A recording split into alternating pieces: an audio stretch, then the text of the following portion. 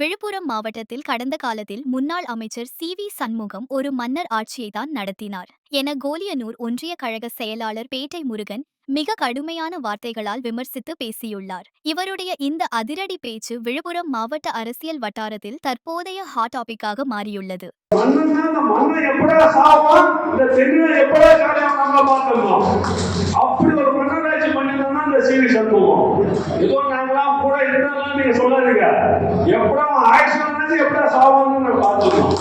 உண்மையை சொல்றோம்.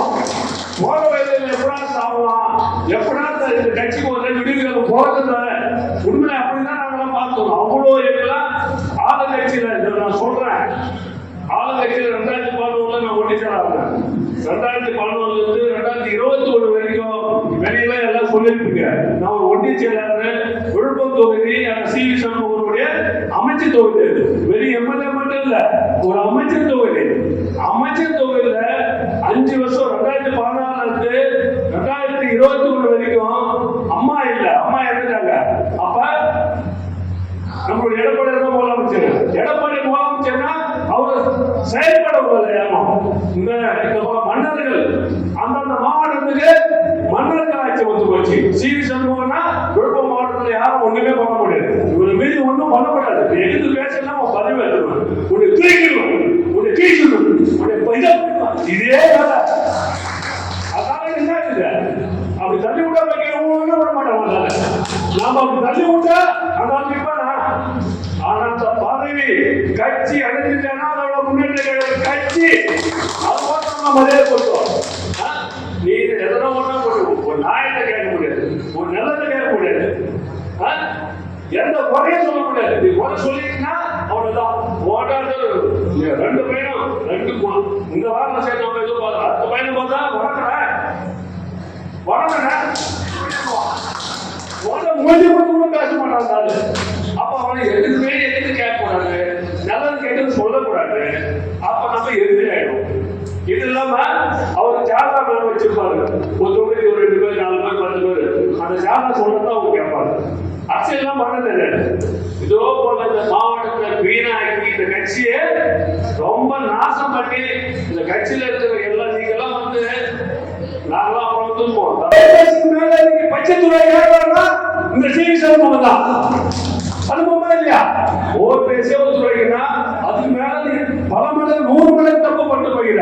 அப்ப நீ அதோட பச்சைத்துறை ஏறினா இந்த சி.வி. சண்முகம் அந்த கட்சிக்கு கழகத்துக்கும் அம்மாவுக்கும் எம்ஜிஆருக்கும் ஏன் நம்மளுடைய பொறுத்து தமிழர் எடப்பாடி அவர்களுக்கும் பச்சைத்துறை பண்ணிட்டு போனதான் இந்த சி.வி. சண்முகமும் அவருடைய ஜாதா அவர்களும்.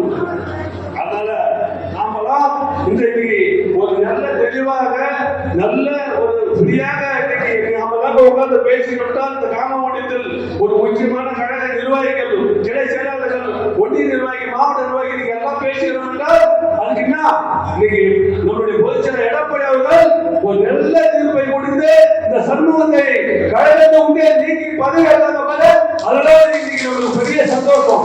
இன்னைக்கு நம்ம தீவிர பொங்கலை சேர்த்து கொண்டாட போல நம்மளுக்கு ஒரு சந்தோஷம். சரி, நாம என்ன நினைச்சோம், டப்பா சனி ஓடி ஓட போய் தீர்ந்துன்னு சொல்லி நாம டப்பா இருக்கிறோம். இப்ப அங்க ஓடிச்சு எல்லாரும் என்ன அவங்க தீர்த்து முடியும். குதிரைக்கு நம்ம மாட்டுக்குவோம் மோகனா போய் தீர்த்து முடிக்கிற போல என்ன பண்றான், ஒரு 10 ஒட்டி செல்ல வச்சு இந்த மாவட்டத்துல ஒட்டி செல்ல வச்சுக்கிட்டு நீ தீர்த்து முடிச்சுக்கிறான். யாரும் கூடாத எதிர்த்து முடிக்கிறான். சேர்ந்த நாம நினைக்கிறோம் போய் சேர்ந்த இந்த கட்சியினுடைய துறைக்கு போய் இந்த கட்சியினுடைய துறைக்கு போய் சேர்ந்த நாமெல்லாம் நினைச்சிட்டு இருக்கும் போது மீன் என்ன பண்ணலாம், இங்க போலாமா அங்க போலாமா, இன்னைக்கு வந்து பேரம் பேசிக்கிட்டு மறுபடியும் நம்ம ஆவெல்லாம் ஏற்றுக்கிட்டேன் என்ன சொல்றோம். நம்ம ஒரு நேர்ந்து போகவே முடியாது. ஆனா உட்கார்ந்து என்ன பண்ணுவோம், ஏய் வாங்கடா, ஏய் அதை போடுறா, ஏய் இதை போடுறா, அதெல்லாம் அடிச்சு கொடுத்துட்டு வெட்டி பண்ணுவோம் பாருங்க. அதை போல இவன் எப்படா போவோம் நம்ம எல்லாம் நம்ம எல்லாம் காத்துக்கிறாங்க.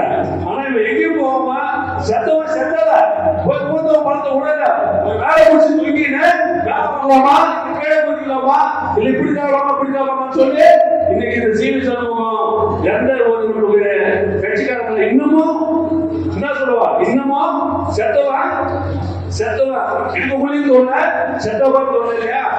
அது போல நம்மளுடைய இன்னமும் அவன் நம்மளை விடாம அவன் என்னைக்கு போய் எல்லாம் நிம்மதியா இருக்கணும். இன்னைக்கு ஒரு நாளைக்கு சில மணி நேரத்துல இவங்க போய் சேர்ந்தான்னு சொல்லி நாம தைரியமா இருக்கிறோம். மீண்டும் இங்க வரலாமா அங்க வரலாமான்னு சொல்லி இப்படியே நம்மளுக்கு எந்த ஒரு சந்தோஷத்துக்கு ஆள் இல்லாம இன்னைக்கு அந்த சீவி துரோகி சீவி சண்முகம் எப்போ போகணும் பார்த்துக்கணும். விரைவில் இன்னும் சில மணி நேரத்தில் உங்களுக்கு எல்லாம் சீவி சண்முகம் அனைத்து அனாதார முறைட்டு கிடைத்தது நீக்கிவிட்டு தாவக்காரோ இல்ல வேற கட்சிக்கோ ஓடுற செய்தி விரைவில் உங்களுக்கு இன்னும் சில மணிக்கணக்கில் உங்களுக்கு வரும். ஒரு நல்ல செய்தி வரும். நீங்க எல்லாம்